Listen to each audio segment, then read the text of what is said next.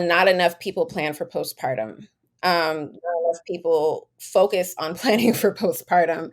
And that really, I think it's more important even than planning for pregnancy and birth, because like it's literally shaping you as a mother. And like whether it's your first time, whether it's your second time, postpartum, and how you're treated, how you are loved on, the nutrients that you're getting, how your digestive system is working, like all of those things is literally going to shape how you nurture your family.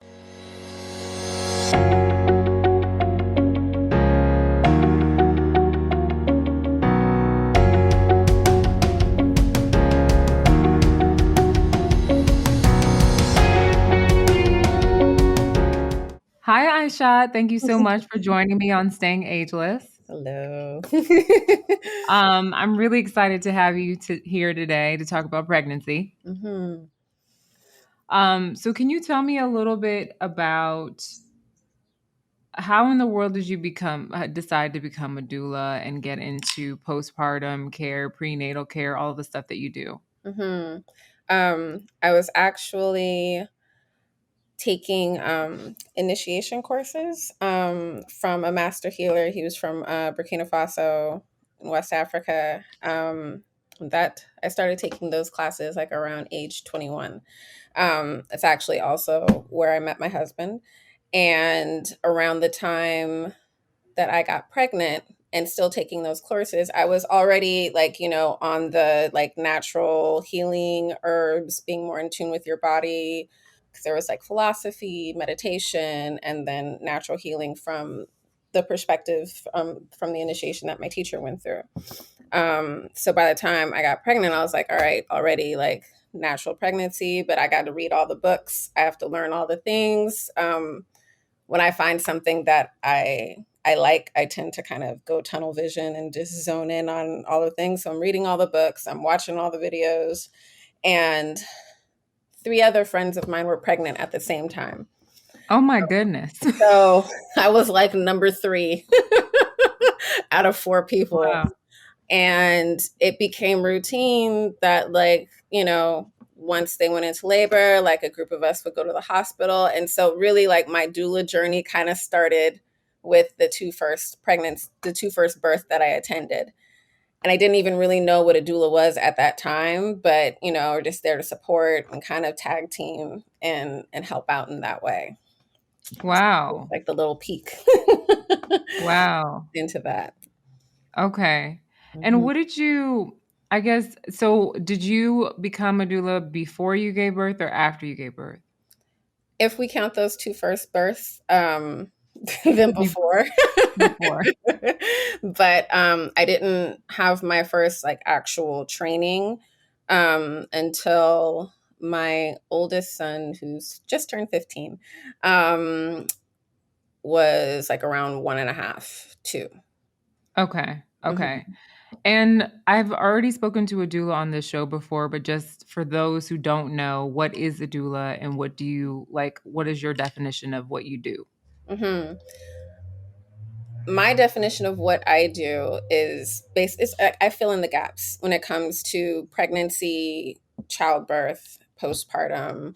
I myself am a full spectrum doula, so I can cover, pregnancy, birth, labor, postpartum, miscarriage, loss, like all of that. Um, but it's basically you're there to support the birthing person and their family. You're basically like a guide on this journey of pregnancy, birth, and postpartum. I am your guide. I have information. I'm not there to tell you what to do, but I'm there to inform you so that you can make the proper decisions.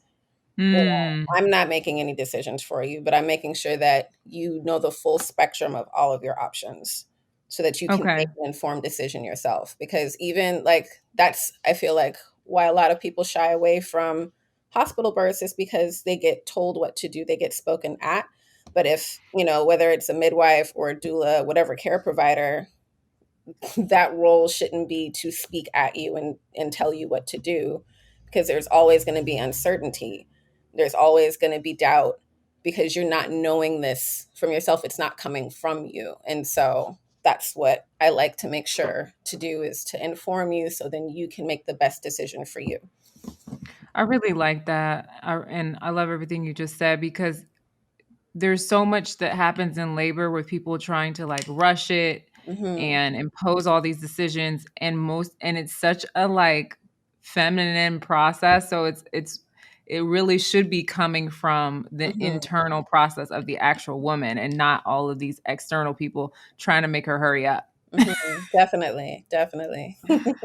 Okay. All right. What are some common things that you find that women are not prepared for when it comes to pregnancy? Hmm. Pregnancy specifically, I think it takes a lot of slowing down, and if you look at, like, I've heard, like, pregnancy, it's like you're shedding your old self. You're shedding Mm, who you were. It's like the death of who you were before you got pregnant, because mm, you're literally becoming someone else. You're becoming whoever, whether however the pregnancy outcome is, whether it's, the birth of a baby or a loss, like, you literally are opening up throughout the whole process and becoming a different person. And so the death of who you were before is a hard transition. hmm. It's an extremely, it was so difficult for me in the first, and in my first pregnancy specifically. um I was a dancer, I was young, and I had crazy morning sickness, or all the time sickness. I had to stop working at my job because of it, because I was, working in food, and you can't, go have morning sickness and come back and be like fixing people's Right. food and stuff like that.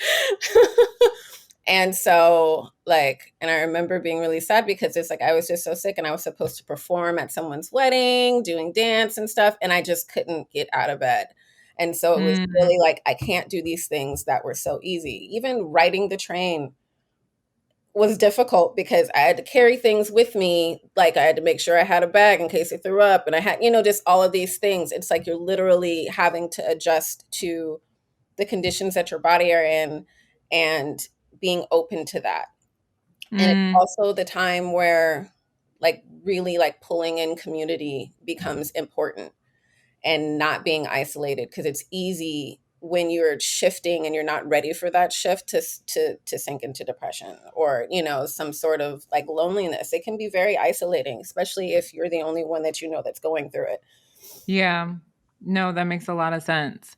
For postpartum, because we've talked to midwives on the show and another doula, and I want to talk about postpartum and like some of the ways that, like, what are some of the ways that you actually support clients postpartum? Hmm. So I have healing modalities that I provide.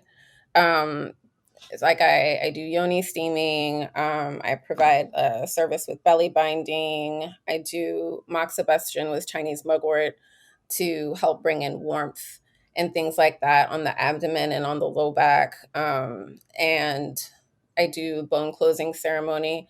But really, like, the main part, is, again, it's just like filling in the gaps.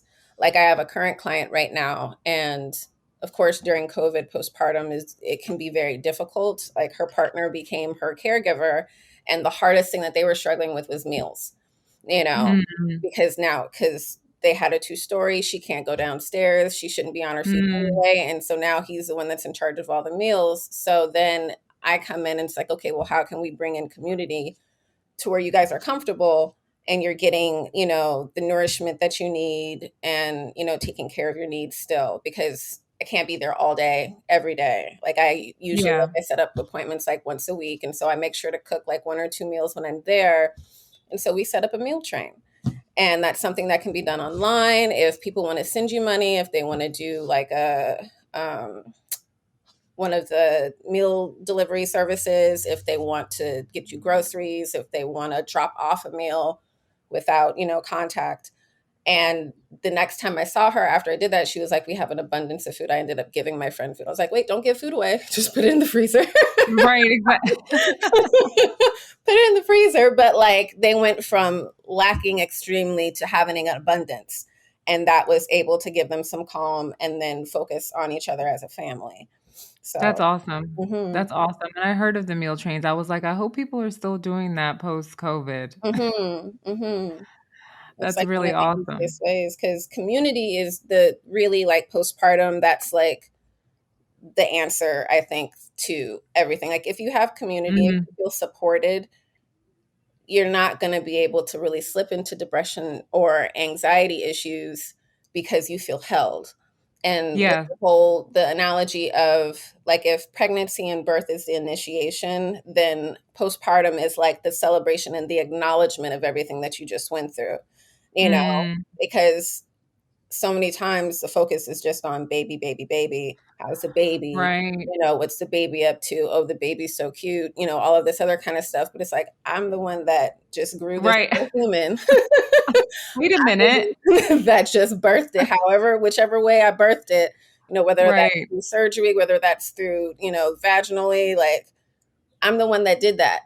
So y'all need to, and it's just like if you give it the attention, if you center the mother, then baby's automatically going to be okay because the mother feels supported. And, it's Mm. like a mirroring thing. Like even I've noticed with clients, like if I cook a certain meal or whatever, they might ask for the recipe later, or they might, be inspired to be like, man, I got to get some more cookbooks. So, cause I didn't have this diverse of a palette before, I love cookbooks.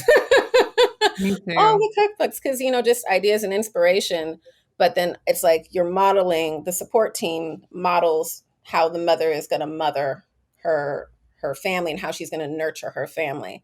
If she doesn't Mm, have that, then it's just like, what am I doing? I don't know what to do. yeah. Yeah.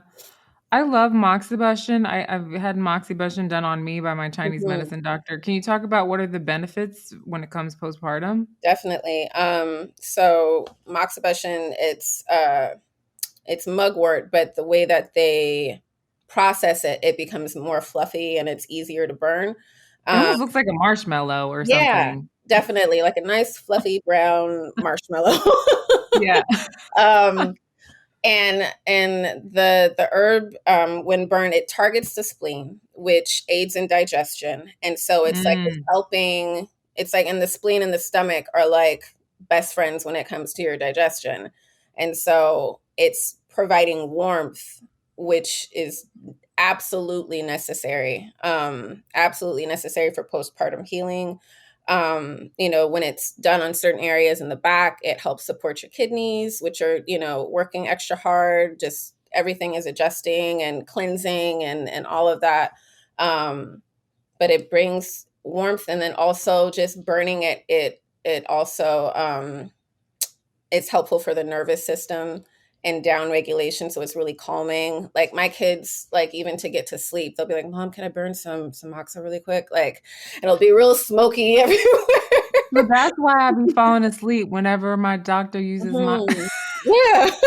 It's I'm super like, calming. I just I just fall out. She has to come back and, like, wake me Mhm. up, like, No, it's I've had intense. clients fall asleep while I'm doing it, and it's like for Yeah, the way that I do it, I use a box, and the okay, box has like a mesh, like wiring so that the ashes don't fall. But I use like I'll put it directly on the skin, and as it gets warmer, I'll add layers so then the heat can penetrate more deeply. And okay. but they have to let me know when to add layers. I'm like, so you have to stay. I'm like, wake up. Yeah, You right, gotta let me know if right, it's too hot because I can't burn you. right. No, for So sure. Oh my yeah. goodness. Let's talk about yoni steaming, please. Mhm. So, I just need to understand. I mean, for me, I'm clinical, right? Mhm. So, I need data Uh-huh. to support the recommendations for my clients. But I Mhm. also, because I'm on the holistic realm, I'm also very open. So I have some clients who've done some yoni steaming, who have Mhm. fibroids and things. But Mhm. I'd love to hear from you. What is in your experiential and also with clients? What have you seen as the benefits of doing the yoni steams? Mhm. So when I first heard about Yoni steaming, it was like through like a random article a friend posted on Facebook. and it talked about, I believe the young lady, maybe like teenage, was experiencing some issues. She was in Mexico. Her mother took her to her midwife, like steam over these herbs, and the issues, like things that are typical: cramping, clotting, just beyond belief, like painful. And I resonated with that because that was my experience in adolescence when I got my cycle.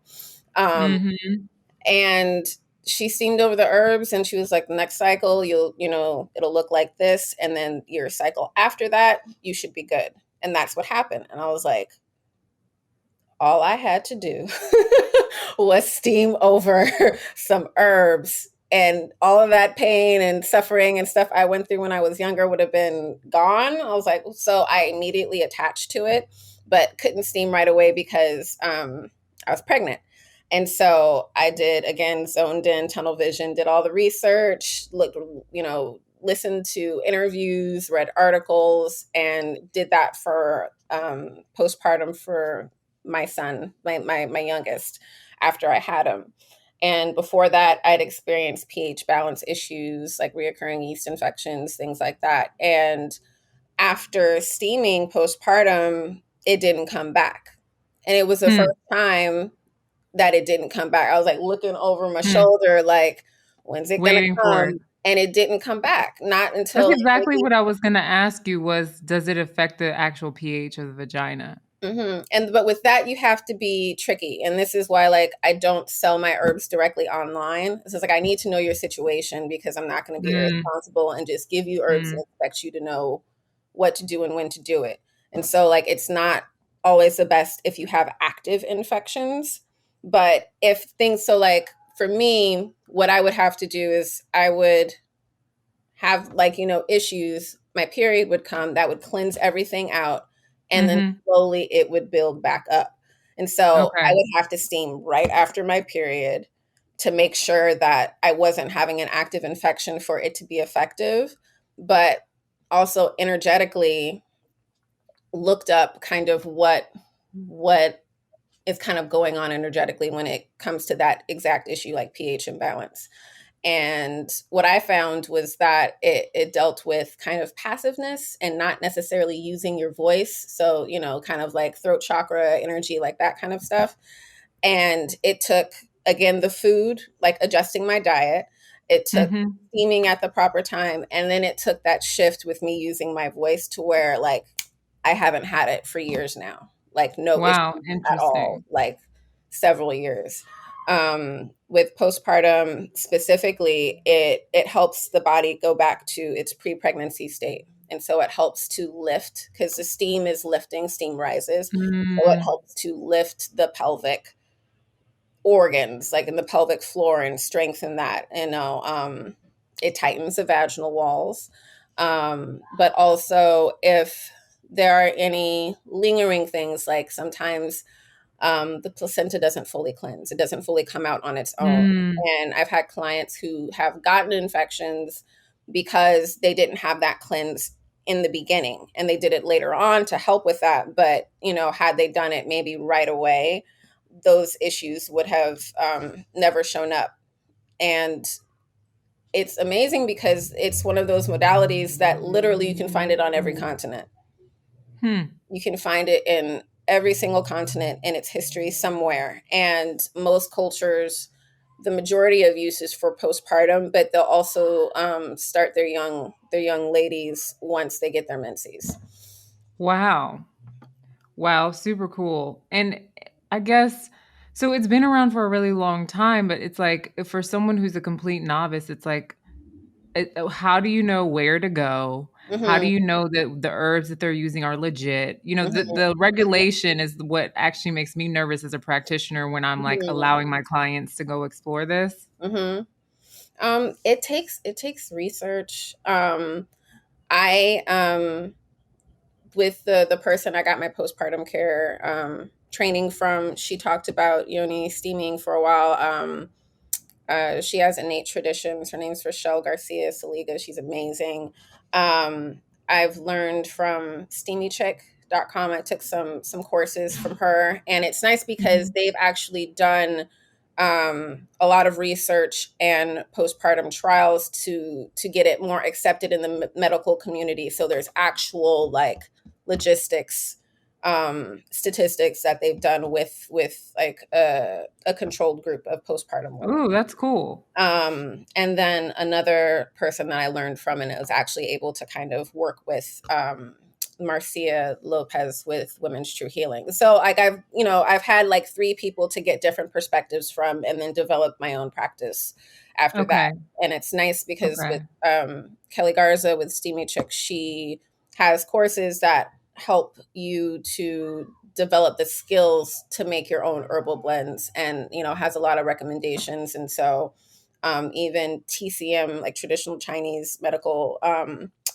how they classify their herbs and warming and cooling and bitter and all of that. Like I keep all of that in mind when I make my blend so that it's balanced out, that it's not going to be too extreme Mm, for people, and that it's not going to harm anybody, because that's the main thing. Is, and again, why I don't sell directly, because I know what I'm doing and I need to talk to you so I make sure that you know what to do with the herbs that mm, you have them. mm. Like, I'm not just going to assume that, because you're interested, you know what you're doing. Yeah, no, that's good. That's really good. Um, I guess my last question is like, I mean, I feel like pregnancy is one of those things where you can plan all day, but then at Hmm. the end of the day, whatever's gonna happen is gonna happen. Yes. Um, how do you feel about postpartum planning and like how important is it to have like a structured, some Hmm. sort of structured plan? I'm really big on that.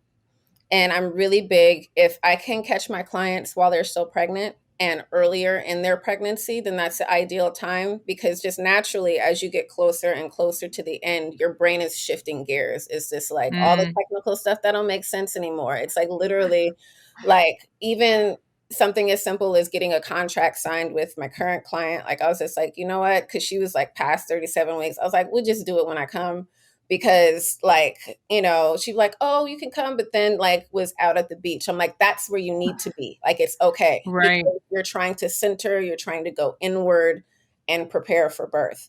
um and not enough people plan for postpartum. Mm, Not enough people focus on planning for postpartum, and that mm, really, and not to, I think it's more important even than planning for pregnancy and birth, because like it's literally shaping you as a mother. And like whether it's your mm. first time, whether it's your second time, postpartum, and how you're treated, how you are loved on, the nutrients that you're getting, how your digestive system is working, like all of those things is literally going to shape how you nurture your family, Wow, how when you you put it nurture that your way. baby. um and using like a member of my family as an example, with her first child, she didn't have like none. Like her family came and was there until the baby was born, and then they bounced, and she was literally by herself with this baby, and her husband had a he was a firefighter at the time, and so she's literally alone with the baby, and she didn't know what to do, and she had a C-section. She can't like get up and go places Oh my and things like goodness. that. And it's just like, how is she going to learn to nurture her child if she isn't being nurtured? You know, Ooh, and the second time around was much different, and things got better. But it's just like, not enough people like make that connection, that it's just, yeah. but if you look, in any traditional culture, go back enough, like they're surrounded by women, they're getting massage, they're getting Well, fed that's what I food, was gonna like, say, like, it's actually a part of our culture, like, if I were having a kid right now, I literally have volunteers, like mhm. aunties who are, like, waiting to move in with me. Yeah. They actually call me regularly and are like, "Whenever you need us," you know? Because that's how it's supposed to be. But I feel like just society has shifted so much to being like individual and power driven and all of this stuff, that you lose that the feminine quality that has to come and balance things out, you know. Yeah. Yeah, so good, so good. Where Mhm. can people find you online and follow you? And Mhm. also, if they need your services, where can they find you? On Instagram, I'm at Roots Heart. And then I have Roots Heart and Mind .com as well. Awesome. Awesome. Thank you so much. This was You're a really welcome. awesome conversation. Thank you for having me.